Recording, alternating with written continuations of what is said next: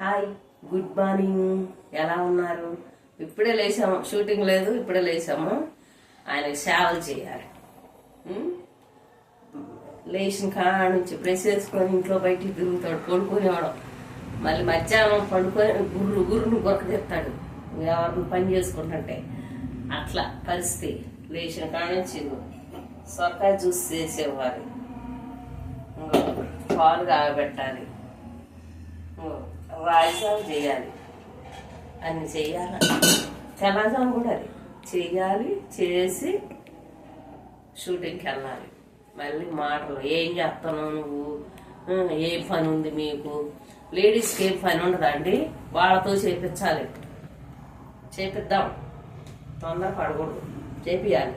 ఇల్లు వడవటం, ఒకరోజు ఏం చేస్తున్నారు అన్నప్పుడు ఇల్లు వడవటం, గిన్నెలు రుద్దటం, బట్టలు ఒకటం చేపించి, ఇంకా అన్నం కూర అంటే ఏదో వీచేద్ది, ఆ పనులు చేపిస్తే వాళ్ళకి తెలిసిద్ది. ఇల్లు తొడవటం, ఇల్లు వడవటం, బట్టలు వడటం, గిన్నెలు ఎక్కడ అన్నీ అందుట్లో వేయాలి, అన్నీ మార్చి. అప్పుడు కనుక లేడీస్ ఏం చేస్తున్నారు ఏంది అని తెలియాలి. ఊరికి పోకుండా ఏం లేకుండా ఇంట్లోనే ఉంటాం. పోతుంటే ముద్దెం టమ్మలు పెట్టుకొని పోతాం, మళ్ళీ తీసుకొని వస్తాంగా. వాళ్ళకి ఏం తెలియట్లేదు మాటలు. ఏం చేస్తామండి, తప్పటం లేదు. పిల్లల్ని చూసుకోవాలి, మూతిని చూసుకోవాలి. ఎటన్నా వెళ్తుంటే అసలు బయట వాళ్ళని మళ్ళీ సమస్యలు ఏంటా అని అవి చూసుకోవాలి. ఇవన్నీ సరిపోతున్నాయండి. తలనొప్పి వచ్చేస్తుంది కదా. అన్ని బాధ్యతలు ఎత్తిరేసుకోకూడదు. లేడీస్ భర్తకే వదిలిపెట్టాలి ఏదైనా. ఇంట్లో ఏం చేయాలి లేడీస్? అన్నం కూర, భర్త వచ్చినప్పుడు అన్నం పెట్టు అన్నప్పుడు ఏది కావాలంటే అది, పిల్లలకి ఏది కావాలంటే అది చేసినప్పుడు బాధ్యతలు లేకుండా భర్త మీదనే పెట్టాలా. లేడీస్ మీద పెట్టుకోకూడదు. పెట్టుకుంటే తలకాయ నొప్పి. అంతేనండి. నేను చెప్పింది తప్ప?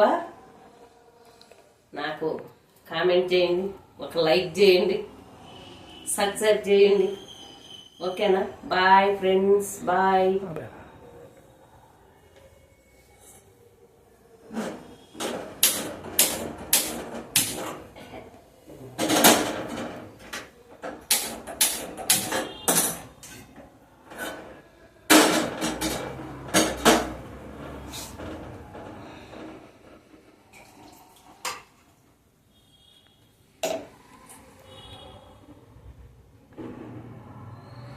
అత్తమ్మా